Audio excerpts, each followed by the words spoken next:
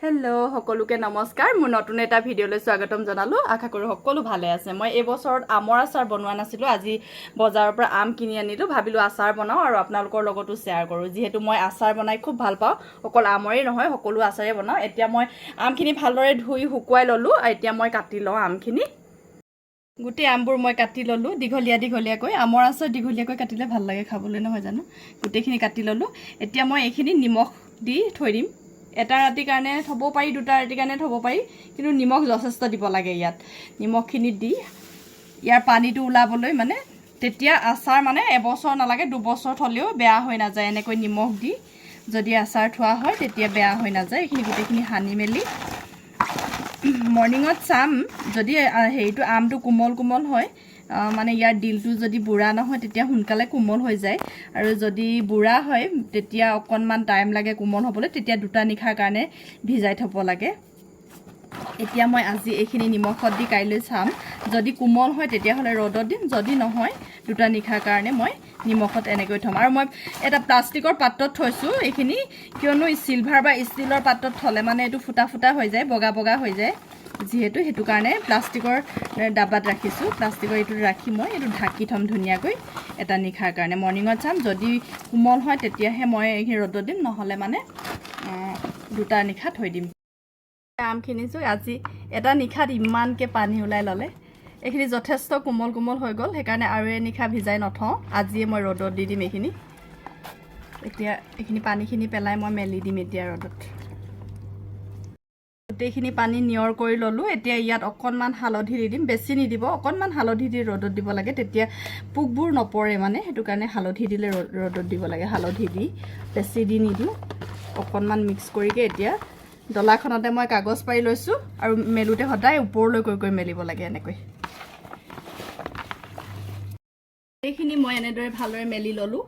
পাতলকৈ হেৰেঙাকৈ মেলি ল'ব লাগে, ঘনকৈ মেলি দিলে শুকাবলৈ অকণমান টাইম লাগে। এইদৰে যদি নিমখত ভিজাই এটা নিশা বা 2টা নিশা নিমখত ভিজাই আচাৰ বনোৱা হয়, বহুত দিনলৈকে যায়, বেয়া নহয়। বিশেষকৈ মহিলাসকলে বেয়া গায়ে চুব নালাগে। আম বেয়া গায়ে বা আচাৰবোৰ বেয়া গায়ে চুই দিলে মানে সোনকালে বেয়া হয়, সেইটো কাৰণে সেইবোৰৰ প্ৰতি সাৱধান হ'ব লাগে আচাৰ বনালে মানে। আৰু আচাৰ এইখিনি গধূলিলৈকে ভৰাব পৰা হৈ যাব, যিটো ৰ'দ দিছে। কটা আমবোৰ আজি মই ৰ'দত দি দিলোঁ, শুকাই গ'ল একেটা দিনতে, একেটা ৰ'দতে। ইমানটোৱে হ'ব লাগে, ইয়াতকৈ টাইট হ'লেও খাবলৈ বেয়া, মানে কোমল হ'বলৈ টাইম লাগে। এটা ৰ'দতে এইখিনি ভৰাব পৰা হৈ গ'ল। ইয়াৰ কাৰণে মই মছলা তৈয়াৰ কৰি ল'ম। মছলা এইখিনি লৈছোঁ মই, চফ, জিৰা আৰু 5 ফোৰণ, সৰিয়হ। এইখিনি অকণমান মই কেৰাহীত গৰম কৰি ল'লোঁ। এইখিনি এতিয়া মিক্সাৰ জাৰত পিচি লওঁ। তাৰপাছত মই এইখিনি তেল দি হেৰি কৰি থৈ দিম, আজি ৰাতিটোৰ কাৰণে গামলাতে থৈ দিম। মছলাখিনি মই পিচি ল'লোঁ, একেবাৰে গুড়ি কৰি দিয়া নাই, অকণমান গোটাকৈ ৰাখিছোঁ, প্ৰয়োজনখিনি দিম। আৰু এতিয়া ইয়াত যিহেতু নিমখৰ লগত বুঢ়াই থৈ দিয়া, সেইকাৰণে নিমখৰ পৰিমাণটো অকণমান কম দিছোঁ, এচামুচে দিছোঁ, বেছি দিয়া নাই, কাৰণ নিমখটো অলৰেডি হৈছেই জোখৰ। আৰু লগত দি দিছোঁ কালাৰৰ কাৰণে ৰেড চিলি দিছোঁ, ৰেড চিলি পাউডাৰ অলপ দি দিছোঁ। ইফালে মছলাখিনি মই অলৰেডি সানি ল'লোঁ গোটেইখিনি। এতিয়া মই ইয়াত গৰম কৰি থোৱা তেলখিনি দি দিছোঁ। তেল মই আজি অলপ দি থ'ম।